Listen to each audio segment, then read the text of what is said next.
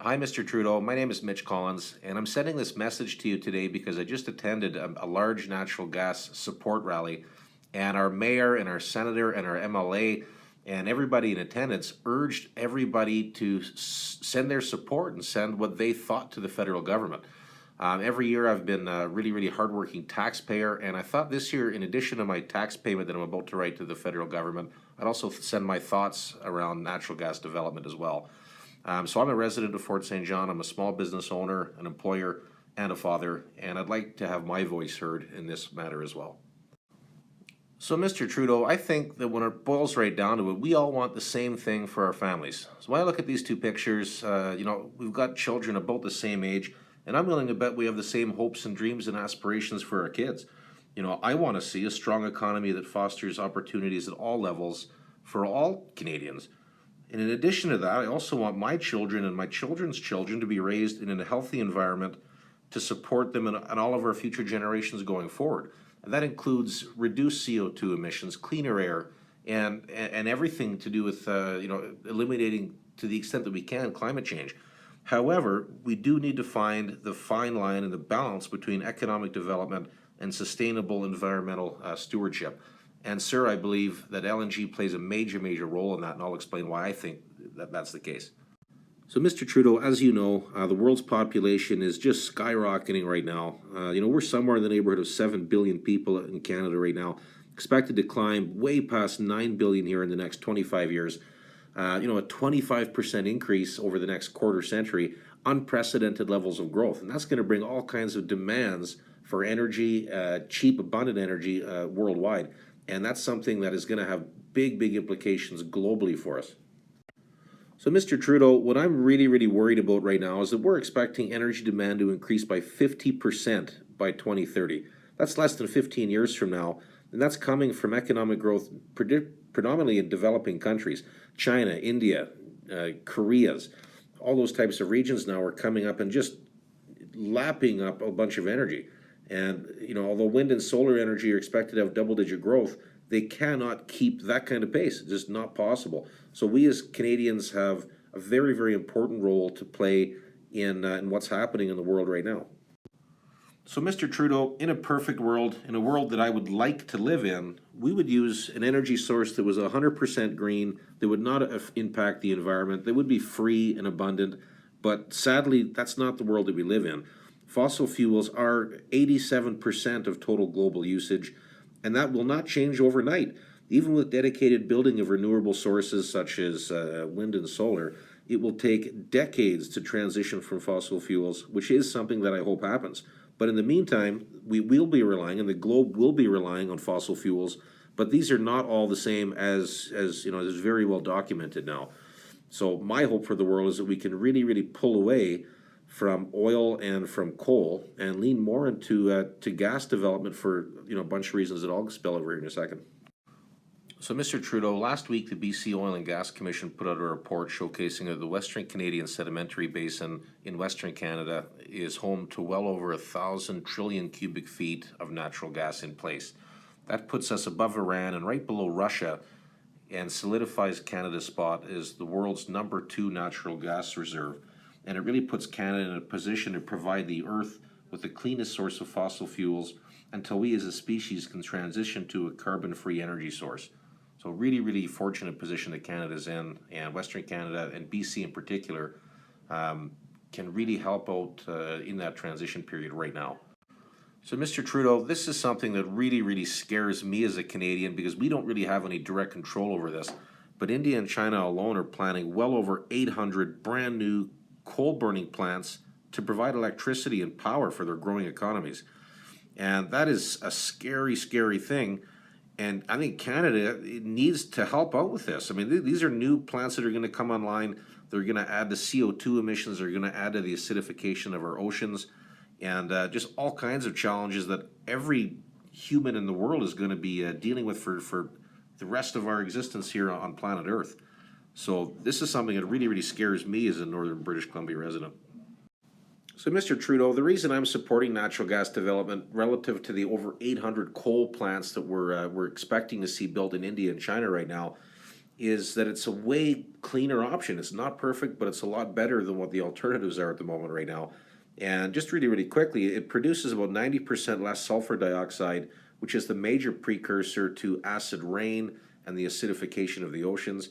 And on top of that, if you have been following climate scientists, and I know you have, then you'll know that carbon dioxide, CO2, is the leading precursor right now to global climate change and essentially global warming.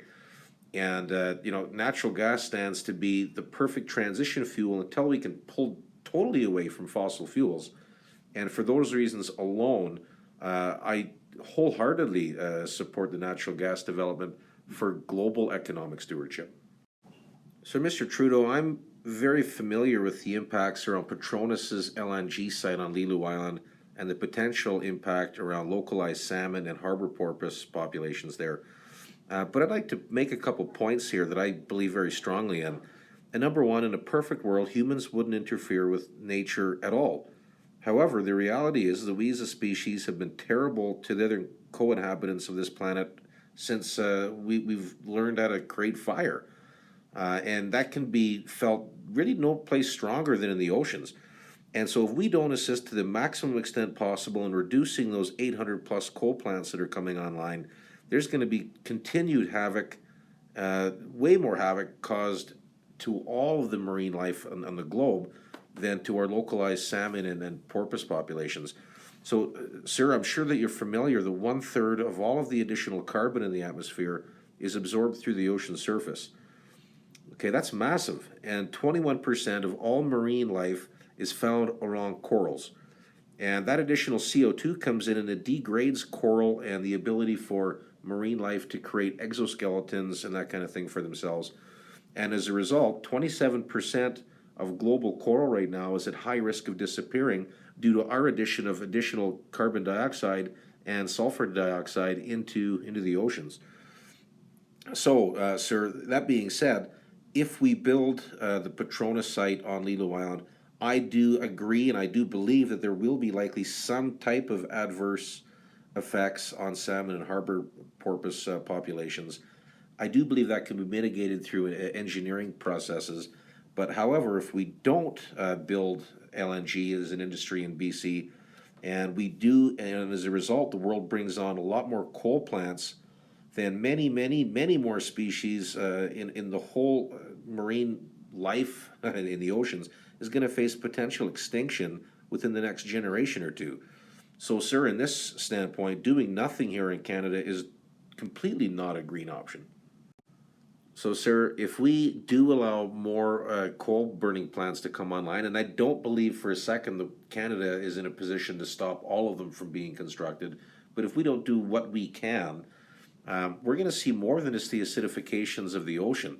Right now, climate change experts are estimating that by the end of this century, we're going to see between 2 degrees and 4 degrees of an increase in temperature globally, and that's going to create massive sea level changes.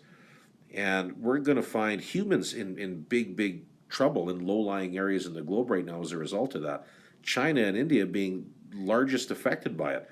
If we see a 4-degree increase over the next 60 years, it's possible that 145 million people in China will be affected and 55 million people in India alone, let alone a lot of the poorer countries in the world, Bangladesh, Vietnam, India. Even the United States is not going to be immune to this.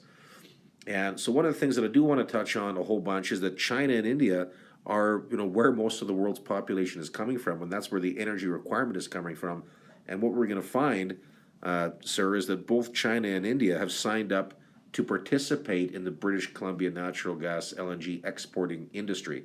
They're both invested and have spent billions of dollars in trying to provide that cleaner energy source to themselves. So, Mr. Trudeau, enough about coal.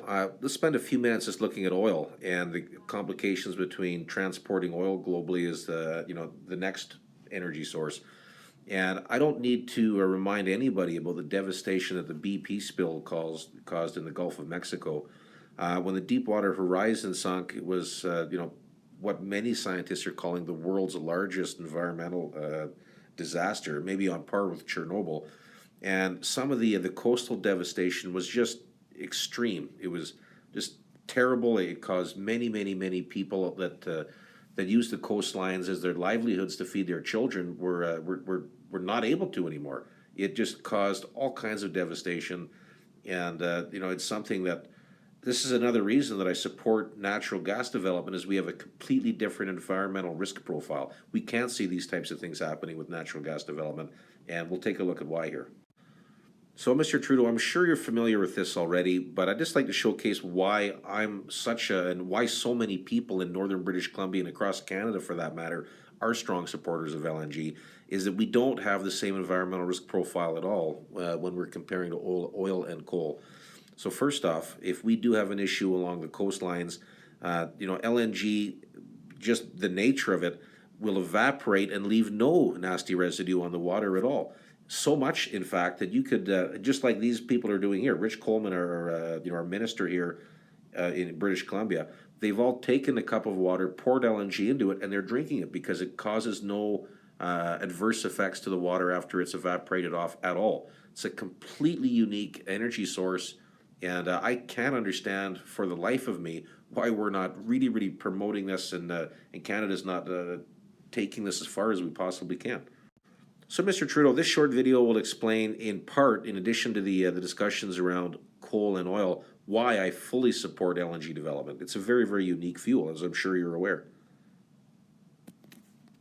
Liquefied natural gas spill would not require any environmental cleanup because once it evaporates, there's nothing left.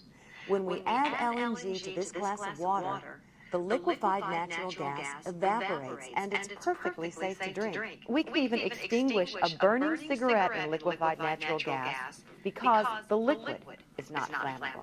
LNG vapor is colorless, non-toxic, and the vapors are safe to breathe. It's also environmentally friendly.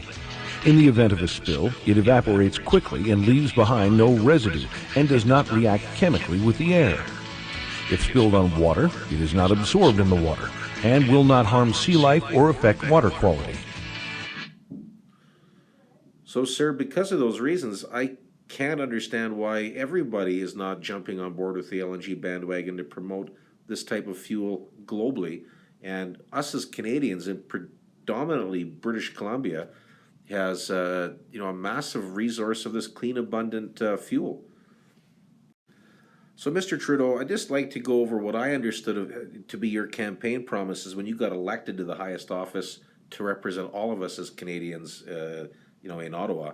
And one of the things that you threw out was that you'd keep Canada's budget less than $10 billion in deficit annually. For me, that's a big deal because I don't want to see my young children and all of my friends' young kids saddled up with massive debts that we'll be passing down to the next generation. I don't like that. It really bothers me. And I really expect, and I'm counting on you, sir, to make sure that my family isn't saddled up with more debt than is manageable. That's just not that's not the correct thing to do, in my opinion. The next thing is we need to you promised to create a balanced budget within the next 4 years, and also to reduce the debt to GDP every year. Sir, as far as I'm aware, right after the elections, you announced and your cabinet announced that we'd be likely faced with a $30 billion plus deficit the first year through debt financing to kickstart the economy and create some infrastructure jobs. While I do applaud you trying to create jobs in it, and it is very important that we do it, there's other ways to go about creating that economic development than putting our country and our future generations in deeper in debt. Why don't we allow LNG to kickstart the economy on its own and not saddle our children and future generations with that debt load, and also assist the global environmental challenges that we're faced with right now? So, Mr. Trudeau, in summary, really quickly here, 2 LNG investments, if Petronas and Shell alone were to move forward, that would create nearly $80 billion in GDP growth and economic development for Canada alone. Those 2 things, in addition to kickstarting the economy, would reduce total global greenhouse gas emissions and likely have a major impact away from Asia's coal dependency, which I think is the most serious challenge of all right now. Number 2, would showcase Canada as a clean energy leader globally, which we are. We have the world's second largest resource of the most abundant, cleanest fuel that exists today, and I think we need to be promoting that. Number three would put Western Canada back to work and help all of Canada. Mr. Trudeau, Western Canada is facing, for at least for my lifetime, unparalleled challenges right now. We need help. We need desperate help. And number four, it would also reduce the requirements to run massive deficits to create the employment that you're trying to provide right now. So, sir, I'm here to say that the silent majority of residents up in northern British Columbia are looking for a win-win for Canada, and I think LNG provides that for us. So, sir, one last thing. We've already discussed how Asia right now is looking at coal dependency. Well, I think that's because they need energy regardless of the consequence right now. But it's not to say that they aren't looking for other clean alternatives to fuel their economies. Asia has said a big resounding yes to clean BC LNG. Now it's our turn to do the same, sir. We've had China come in and invested. PetroChina and Sinopec have both invested in British Columbia natural gas. Kogas, Brunei, Japan through Mitsubishi and Japex, as well as India through Indian Oil, have all invested between Shell and Petronas' LNG terminals. And I think they've already said yes, it is our turn. And I can't imagine a scenario where we would not allow that industry to happen. So, Mr. Trudeau, I told you earlier that the reason I'm sending this message is because I was implored to through our senator and our MLA as well as our mayor. And just yesterday, Fort St. John rallied together in massive support of LNG. And I'd just like to show you a little bit. I'm not the only person with these kind of views right now. So this was held yesterday in Fort St. John, and we had a massive turnout in support of this industry. So to start off, sir, currently there was just about 600 pieces of equipment that followed suit in a week's notice to band together. And sir, right now, this is what over $200 million in idle equipment not providing for our families looks like. This is middle of the week. These people should be out working right now. There's a lot of people that are not able to provide for their families today at all. It's a terrible situation in Western Canada. The majority of residents that I've discussed are, in largely the same mindset that I am, where they do want both a combination of economic development plus the correct, mix of environmental stewardship. Even that handsome guy supports LNG development. So, sir, we had traffic locked down to a standstill for hours as just about 600 vehicles pulled in to support their industry right now. So we had the MLA, we had our senator, we had our mayor, we had First Nations leaders in attendance, all kinds of people showcasing their personal support for LNG. It's just a massive, massive rally, and really, really showcased what the silent majority of people are having to say about LNG development right now.